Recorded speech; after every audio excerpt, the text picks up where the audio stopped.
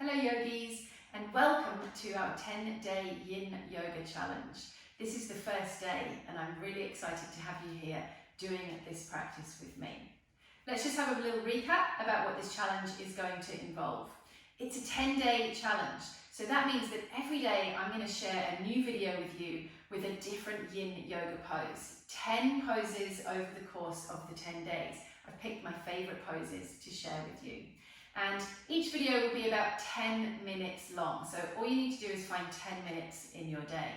The first pose, the one we're working with today, is just going to be a 3-minute pose. But we're going to gradually start to increase it so that by the end we're holding the pose for 10 minutes. How it's going to work each day is that I'm going to show you a pose. I'm going to tell you what the target area for that pose is. As in the part of the body that I want you to feel it in. And then I'm going to show you some modifications and variations for that pose. I recommend that you look at all of the modifications and variations before you choose which one to do, for 2 reasons. One, I'm not going to start the timer until I've shown all of the different variations. So if you get in too early, you might find that you're there for extra long amount of time. And secondly, we can often kind of go on autopilot, especially if you've been practicing for a while. You might hear the name of the pose and just kind of dive straight in to the way that you would normally do it. But we're different each time we come to the mat, so I want you to maybe experiment with doing some of these poses in a slightly different way. So let's get stuck right in with our first pose. It's a wrist stretch pose. And our intention with this pose, the target area, is to open up through the hands, the inside of the wrists, and up the inside of the arms. Some people feel it all the way up to their shoulders. For other people, it's maybe more isolated down in the wrist area.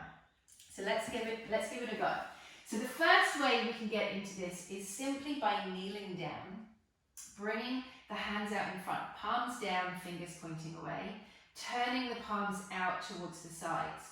Stop turning them before it gets icky, okay? So don't keep forcing them all of the way around. You find where it feels comfortable. And then once we have that kind of comfortable place, we make sure we identify the target area. Remember, it's the inside of the hands, the palms and the fingers, up the wrists and up the arms, maybe all the way up to the shoulders. The way that we access that is by melting down into it. So shoulders move away from ears, and the weight of the upper body is sort of moving backwards. Now, if this feels great, this is going to be your version of the pose, but maybe wait until I've shown all the other variations before you get stuck in. If you need to change anything, so especially if you don't feel this in the target area, a couple of ways you can change this. Tuck the toes under and then drop your weight back. You might notice that you need to move your hands further away, or maybe they're okay where they are. And when you come up, you might even be able to turn the hands around a little bit more. Of course, that's not our objective.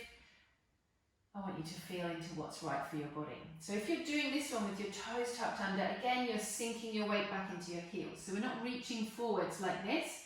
It's about dropping down into those feet. Last variation, if kneeling doesn't work for you, you can come and sit perhaps in a cross-legged pose or any other way that feels comfortable for you. And bring the hands out to the sides and turn the palms out towards the back. Now again, don't push it, don't force it beyond where they want to go. Find a comfortable place.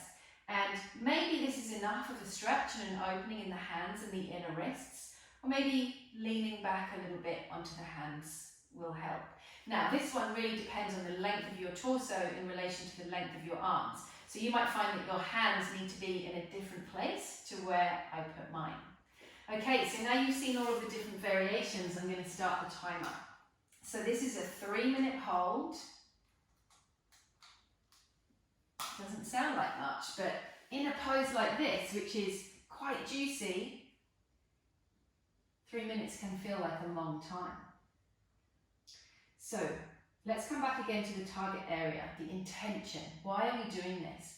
We're intending to open up through the palms of the hands, the inside of the wrists and up the arms. So make sure that you can feel that without any pain or pinching. Really, we want a nice juicy stretch, okay? Taking it nice and easy. Remember, we're relaxing the shoulders and Most importantly, we're able to breathe. So if you notice that you're holding the breath, you might need to ease out a little bit. For example, right now I've got my toes tucked under. Maybe you just bring the tops of your feet down towards the floor. You might need to adjust your hands if you do that. For those of you that are newer to the practice, let's just have a little recap of what we're doing and why we're doing it. So in Yin Yoga, we have 5 steps that we take with each pose. Step 1 is we put our body into the shape that works for us. So I gave you a few options for this pose to choose the right shape. Step 2 is to identify the target area. In this case, the hands, the palms of the hands, the inside of the wrists and up the arms. Step 3 is to hold the pose for a long time, so a minimum of 3 minutes. Step 4 is to stay still in the pose. So as much as possible, this is a practice of stillness, and that can be challenging in itself. There are exceptions to this. If we feel pain, especially in the joints, or if we sink deeper into a pose, then we encourage that type of movement. Otherwise, it's all about stillness.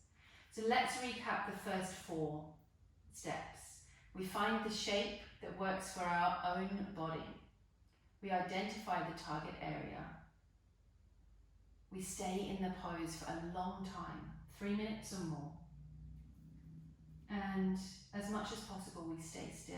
That doesn't mean rigid. We're not holding the breath. We're not tensing up. It's a very soft stillness. And there's a 5th step. We're coming to that in just a few breaths. It's the rebound. This is the little pause that we take at the end of each pose. And it's really where the magic of the practice happens.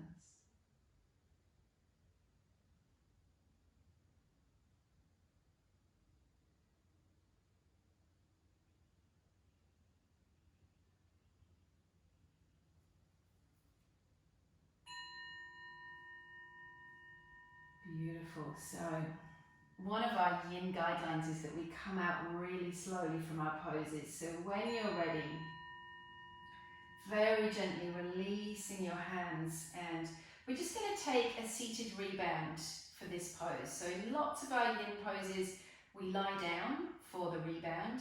In this one, we take a seated rebound. So sitting in a comfortable seat. If this seat's not comfortable for you, please feel free to change it, but try not to put any weight on your hands, your wrists and your arms. We just want to really let them relax.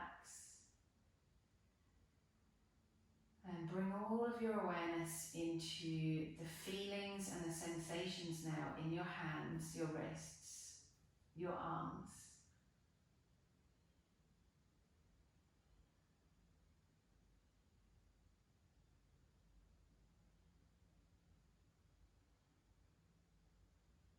And you might notice that those feelings and sensations change as the moments tick by.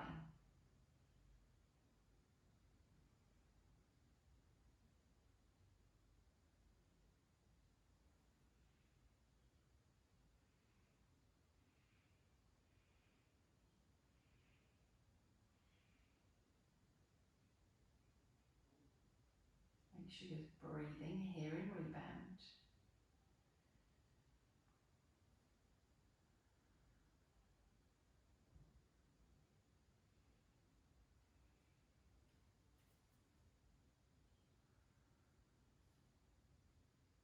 Let's take one more breath. Nice big breath in. Big sigh out. Let's do that again.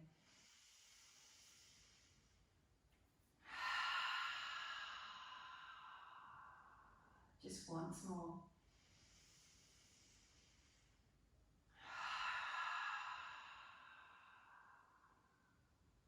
Fantastic.